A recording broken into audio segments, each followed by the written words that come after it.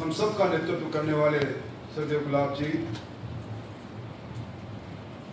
जिनका उद्बोधन आपने अभी सुना, आप सब लोगों का आह्वान किया संगठनात्मक कार्य और उसका समर्थन और समन्वय के लिए, गरीब कल्याण के लिए, और जिनके विस्तृत विवेचन से कई प्रकार के नवाचार और करणीय कार्य हमें बताए गए, ऐसे आदरणीय चंद्रशेखर जी, जिला प्रमुख कर्मा जी, भाई काशीराम जी, भजन जी, उपस्थित सभी जनप्रतिनिधिगण, बड़ा अच्छा लगा। मैं सबसे पहले धन्यवाद देना चाहूंगा अध्यक्ष जी, बड़े लंबे समय के बाद जनप्रतिनिधियों के पंचायत राज से जुड़े उन लोगों से मिलने का मौका मिला है जो पंच निष्ठाओं से भी जुड़े हैं और अंत्योदय की संकल्पनाओं को पूरा करने की क्षमता भी रखते हैं। और हम उस राजस्थान में बात कर रहे हैं, इस पूरे देश के अंदर नागौर के जिला प्रमुख जी विराज रहे हैं। जगाधरी गांव से 2 अक्टूबर 1959 को पूरे देश के अंदर पंचायत राज संस्थाओं की स्थापना उस समय तत्कालीन प्रधानमंत्री जवाहरलाल नेहरू ने की थी। आप सब लोगों के लिए ये कार्यशाला और इस कार्यशाला के माध्यम से जो आह्वान आपसे किया गया है वो इसलिए महत्वपूर्ण है कि आज भी राजस्थान के अंदर 66% आबादी गांवों में रहती है और 76% लोग आज भी खेती पर निर्भर करते हैं। हम लोग विधायक हैं, सांसद हैं, उनसे बिना मिले किसी का काम चल सकता है, पर आज ग्राम पंचायत के सरपंच, पंचायत समिति के प्रधान और जिला प्रमुख और उनसे जुड़ी हुई योजनाएं, उनसे ग्रामीण क्षेत्र के लोगों का निरंतरता से संवाद, उन योजनाओं के कारण भी, गरीब कल्याण के कारण भी और आवश्यकताओं के कारण भी बड़ी आवश्यकता है उसकी। बड़ा अच्छा लगा कि जब आप सब लोगों ने कार्य क्षेत्र में आने वाली कठिनाइयों की व्यापक चर्चा की, 2023 के संकल्प पर बात हुई, आप लोगों ने कुछ इश्यू खड़े किए और उन इश्यू के साथ जब चंद्रशेखर जी एक बात पूछ रहे थे कि सरकार की 5 नाकामयाबियों पर बताओ, तो एक साथ आप लोगों ने कई तरह की बातें कह डाली। मेरा पहला आपसे निवेदन है कि अब जिस समय हम मिल रहे हैं, नवंबर में सरकार की 4थी वर्षगांठ और उसके बाद चुनावी वर्ष का आगाज, और उस चुनावी वर्ष में आज जो आप मुझे कह रहे थे, बात कर रहे थे कि एक हमारे जिला प्रमुख जी को वाहन नहीं दिया गया, किसी को जीप नहीं दी गई, अधिकारियों पर कटौती की गई, अतिक्रमण किया गया। ये अतिक्रमण करने वाली शक्तियों का बदलते देखोगे। मैं साक्षी रहा हूं कई बार सरकारों से बाहर आने की उस कार्यकाल का भी, और सरकारों के अंदर चुनाव के अंदर वापिस जब एक आभासी और शानदार वातावरण बनता है सरकार के आने वाले उस समय का भी मैंने बदलते सुख देखे। इसलिए मैं आपसे निवेदन करना चाहूंगा कि आप सिर्फ नवंबर महीने का इंतजार कर लें। ये विकास अधिकारी जी, ये सीईओ साहब, इनका अंदाज और इनकी मिजाज कुर्सी आप देखना। और मैं समझता हूं कि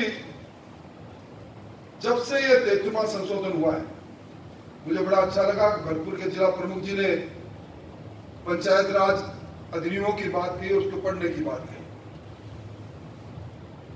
इस 33वें संशोधन के माध्यम से पंचायत राज संस्थाओं को जो सशक्त किया गया है, आपको जो व्यापक अधिकार दिए गए हैं, अगर आप उन अधिकारियों का अध्ययन कर लें, आप जो भैरव सिंह जी शेखावत ने 1994 में राजस्थान पंचायत राज अधिनियम बनाया, उसका अध्ययन कर लें आपको मालूम पड़ जाए कि आपकी प्रशासनिक समिति में कितनी क्षमता है। आज आपके तृतीय श्रेणी जो अध्यापक है और आपके ग्राम सेवक है, इन सबके स्थानांतरण का अधिकार व्यापक आपको है, हम उसका उपयोग नहीं करेंगे। और अगर आप साधारण सभा की बैठक में उन सारे विषयों पर, अभी आज बात चली कि हमें स्वीकृति जारी करते हैं, ES, PS और FS आते आते लंबा समय बीत जाता है। मैंने कई जिला प्रमुखों को देखा है, साधारण सभा की बैठक में जो निर्णय लिए जाते हैं और उन निर्णय की पालना नहीं होती, तो दूसरी साधारण सभा की बैठक में जब एक्शन टेकन रिपोर्ट आती है, तो मैं समझता हूं कि डंका प्रधान और जिला प्रमुख उन अधिकारियों की घिघी बंधवा सकता है। मेरा आपसे निवेदन है, और मैं निवेदन करूं कि अभी यहां बहुत सी बातें चली, बहुत से कार्यक्रम की बात भी चली। सबसे बड़ी बात तो हमने तब देखी जब आर्टिकल 243 के तहत पंचायतों का पुनर्गठन हो रहा था।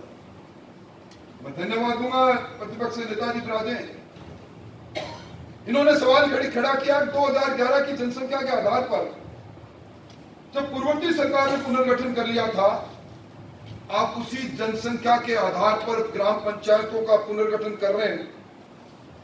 मैं समझता हूं जिस प्रकार की आपाधापी रही और जिस प्रकार की चर्चा प्रदेश अध्यक्ष जी ने प्रस्तावना में की, सबसे पहले सरकार ने पंचायत राज संस्थाओं के साथ पुनर्गठन से उस पर अत्याचार और अनाचार प्रारंभ किया था। अभी सही कहा, लगभग 1.25 साल तक चुनाव चले, कांग्रेस ने सुविधा के अनुसार चुनाव करवाए। और यह भी पहला उदाहरण है, जनता, हम कहते हैं राजस्थान गांव का प्रदेश है, गांव में आत्मा बसती है, यह पहला उदाहरण है। कहते हैं पूछ के पांव पालने में दिखते हैं, आहट जो होती है वो पूरी चीज को, आने वाली चीज के बारे में आभास दे जाती है। मैंने कभी नहीं देखा कि पंचायत राज संस्थाओं के चुनाव के अंदर हम बहुमत ले लेते हैं जब हम सरकार से बाहर थे। ये एक क्षमता आप लोगों की थी। जिला प्रमुख में हमने आईना दिखा दिया, पंचायत समितियों को वार्ड में अंदर सरकार को बता दिया, पुनर्गठन अपनी मर्जी से। पर अगर प्रतिशत देखो, जो मतदान में प्रतिशत मिला जिला परिषद के में और पंचायत समिति हमें ज्यादा मिला, इसका मतलब जनता सब समझती है। एक विषय की ओर मैं जरूर आपका ध्यान आकर्षित करना चाहूंगा, ये जो स्टेट फाइनेंस कमीशन है, जो आप लोगों को स्टेट फाइनेंस कमीशन और जो नेशनल फाइनेंस कमीशन है, जिसको आप FFC कहते हैं, इस राष्ट्रीय वित्त आयोग और राज्य वित्त आयोग के माध्यम से मंशा ये थी दायित्व में संशोधन की कि पंचायतें वित्तीय दृष्टि से भी स्वायत्तता की ओर आगे बढ़े। आप लोगों को 1 साल तक स्टेट फाइनेंस कमीशन 1 साल 2 महीने तक गठित नहीं किया, 5वां का कार्यकाल खत्म हुआ 31 मार्च 2020 को। छठे के अंदर 1 साल 2 महीने के बाद, और आप लोगों की 5800 करोड़ रुपए सरकार ने, उस क्योंकि फाइनेंस कमीशन था ही नहीं, रिकमेंडेशन आई कहां से, पैसा चला गया। और मुझे तकलीफ इस बात की है कि हम अपने अधिकारों को भूलते क्यों हैं। मैं कुछ दिन पहले, अध्यक्ष जी, वो सारे उन दिनों के समाचार पत्र पढ़ रहा था। मैं सोच रहा था कि कहीं न कहीं किसी न किसी जिला प्रमुख और पंचायत समिति के प्रधान का बयान तो मिलेगा। हमारे हक हकूक का पैसा सरकार खा गई, रोक लिया सरकार ने। संविधान ने हमें अधिकार दिया, पर आप लोगों ने उस पर कोई टिप्पणी नहीं की। मैं आपके उस कार्य क्षमता पर कोई आप पर उंगली नहीं उठाना चाहता। यहां केंद्रीय वित्त आयोग की बात भी हुई। केंद्रीय वित्त आयोग की सिफारिशों में साफ लिखा है, केंद्र सरकार पैसा रिलीज करती है, किसी का एहसान नहीं। ये संविधान ने दिया, जो टोटल हमारी रेवेन्यू रिसिप्ट है उसके अंदर एक निश्चित प्रतिशत का पैसा आपके खाते में सीधा आता है। ये खाता पीडी खाते में जाना चालू हो गया, क्योंकि सरकार आज ये राजस्थान की सरकार चंद्रशेखर जी फाइनेंशियल क्लचेज में आ गई है। ये वित्तीय आपातकाल की सरकार पर फंस गई है। आपका पैसा और सरकार पीडी खाते में डालकर दूसरी जगह खर्च करे। राजस्थान की विधानसभा का सत्र आहूत हो चुका था। केंद्रीय मंत्री तक सतीश जी ने कुछ लोगों को भेजा और केंद्रीय मंत्री ने कहा पैसा रिलीज नहीं करोगे तो मैं आने आपकी किस्त रोकूंगा, तब पैसा रिलीज हुआ, पर हमने आवाज नहीं उठाई। इन सारी बातों को अपने निश्चित तौर पर देखना चाहिए। अब 2024 तक सबके सर पर छत हो। प्रधानमंत्री आवास योजना की बड़ी व्यापक चर्चा हो। निश्चित तौर पर आप और हम सब लोग कई साक्षी हैं। इंदिरा आवास योजना चला करती थी, 25,000 रुपए ढिंडोरा पिटा जाता था, और फिर मुख्यमंत्री जी अशोक जी गहलोत ने मुख्यमंत्री आवास योजना बना दी, उसमें 50,000 रुपए, और वो भी सारी जिला परिषदों से लोन लेके उस पैसे को खर्च किया, और आज भी जिला परिषदों के खाते पर वो लोन है। और प्रधानमंत्री आवास योजना 1,48,000 का मकान, जिसकी चर्चा भी चंद्रशेखर जी ने की। अभी यहां बात चली प्रधानमंत्री आवास योजना, जो प्लस आवास योजना थी, उस योजना के अंदर जो पात्र लोग वंचित रह गए थे, उनका सर्वे राजस्थान में चालू हुआ। गुलाब जी भाई साहब को ध्यान हो, विधानसभा में यह मुद्दा मैंने और हमारे कुछ साथियों ने उठाया था।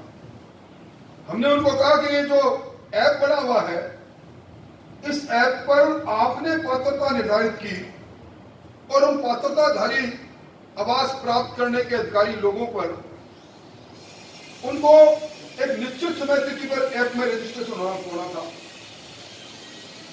9,73,000, यह आंकड़ा मेरा नहीं है। विधानसभा में उत्तर में उन्होंने माना कि 9,73,000 आदमी पात्र होते हुए भी अपात्र कर दिए गए। यह आवाज कौन उठाएगा? किसी को मालूम नहीं। किस पंचायत समिति में कितने नाम आपने भेजा सिवाय आपके, और कितने नाम उस ऐप में रजिस्टर्ड होकर वापस लौटे। आप अगर आज एक भी गांव के आदमी को कह दो ना, कभी तेरी पात्रता थी, तेरा नाम भी गया, पर देखो कैसी सरकार है राजस्थान की सरकार, ऐप पर समय पर नाम नहीं भेजे, 2 बार हमने केंद्र सरकार से उसकी तिथि भी बढ़ाई, और अब तेरे को मकान नहीं मिलेगा, उसका दर्द देखा। सतीश जी एक बार महरोसी जी के साथ एक इस बाजरी के अंदर रैली चली, तो उस आंदोलन में चला, तो वो पटवार सर्किल तक चला गया। तो जिस दिन पटवार सर्किल तक आंदोलन गया टोंक में, उनके साथ मैं भी चला गया। रास्ते में मैंने पूछा, मैंने कहा हुक्म ये, अब आपने बाजरी की लेवी का विरोध किया, आंदोलन चलते चलते हर ग्राम पंचायत मुख्यालय पर आज धरना हो गया, अब क्या होगा? सरकार तो झुकी नहीं।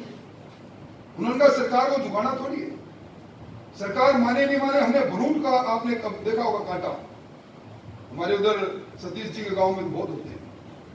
भ्रूण का कांटा अगर मखमल में लग जाए तो जब तक उसको माइन्यूटली निकालो नहीं तो आदमी उस पर सो नहीं सकता, कांटा लगता रहता है। हमें तो भ्रूण पैदा करना है। अब वो प्रधानमंत्री आवास योजना के वंचित लोगों का भ्रूण पैदा कौन करेगा? ये जनता, अभी बात चली जल जीवन मिशन की, उन 2019 से अब तक 27,000 करोड़ की योजना केंद्र सरकार ने मंजूर की। 4,000 करोड़ की योजना पर इस सरकार ने काम चालू किया, और अब तक 2,900 करोड़ रुपए सिर्फ खर्च किया। 29वां स्थान है इस योजना के अंदर राजस्थान का, और काम की गति में 32वां हमारा स्थान है।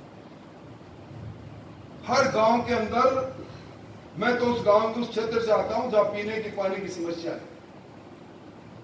पर जब उन गांव वालों को कोई कहता है ना कब वो समय चला गया, हमारे तो जोड़ पर और कुंडों से, बड़े कुंडों से पानी लेने के लिए पनियारण जाया करती थी। पनियारण का गीत इसलिए बना था। अब जब उनको कहते हैं कि अब सर पर घड़ा नहीं होगा, मोदी जी ने उतार दिया, तो जनता जल जीवन मिशन की तो वो आकर्षित होते हैं। आज उसका जो प्लान बना, जो पैसा जमा करा गया पर हाउस होल्ड से, वो ग्राम पंचायत ने करवाया, पंचायत राज संस्थाओं ने कराया। और जितना व्यापक भ्रष्टाचार हो रहा है, मैं आज कह रहा हूं, अगर आप नहीं बोले, अपनी अपनी पंचायत समिति में नहीं बोले, अपने अपने जिला परिषद में नहीं बोले, तो लोग कहेंगे मोदी जी योजना लेकर आए थे, योजना के बारे में सोचा नहीं और योजना फेल होगी, क्योंकि पानी आने वाला नहीं है, डिफेक्टिव पाइप। अभी मैं रास्ते में बात कर रहा था दर्जी, मेरे यहाँ एक 7,000 के गांव में, तो बोला इसमें एसआर बनेगी नहीं, और एक गांव है जिसमें 330 की आबादी है, प्रधान जी हमारे पीछे बैठे हैं, उसमें क्या इसमें एसआर बनेगा? मैंने सवाल खड़ा किया कि पानी पहुंचेगा कैसा, पहले अधिकार किसका है? मेरी आपसे निवेदन है, ये तो बात मैं निवेदन करूंगा चंद्रशेखर जी रघुवर जी से, निश्चित तौर पर एक मिशन आए राजस्थान में जल जीवन मिशन के भ्रष्टाचार की जांच करने के लिए।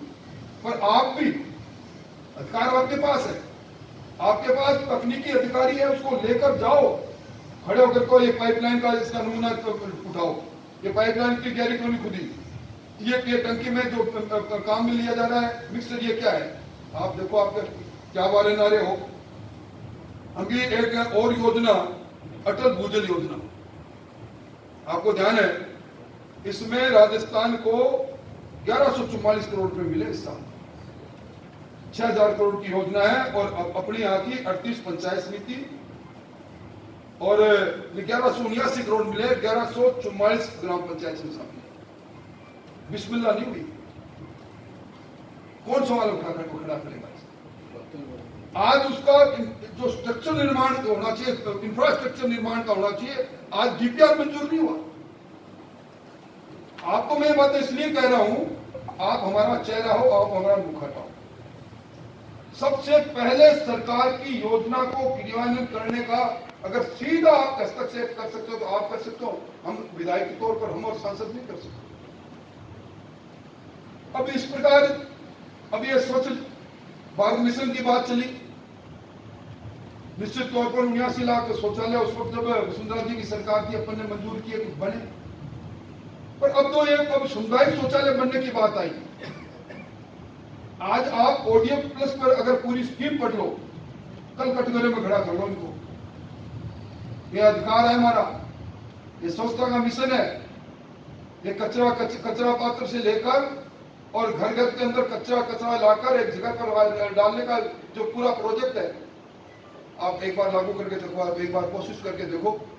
इस बार ग्राम हमारे प्रधान जी ने अपने गांव में चालू किया, अच्छा निकला, तो इसलिए कुछ करना चाहिए निश्चित तौर पर।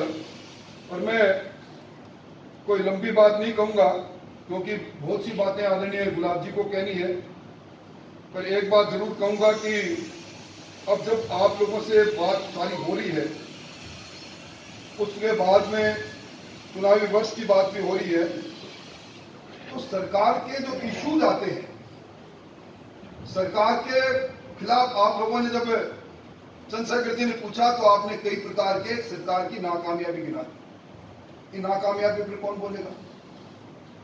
आज घटनाएं रोज समाचार पत्र में जो घटनाएं घटित होती है, मेरे मैं पूरा उनको अलग करता हूं। आज कानून व्यवस्था के बारे में राजस्थान के अंदर ग्रामीण क्षेत्रों के अंदर जो अपराध बढ़ रहे हैं, कुल अपराधों के अंदर उनकी संख्या 54% है।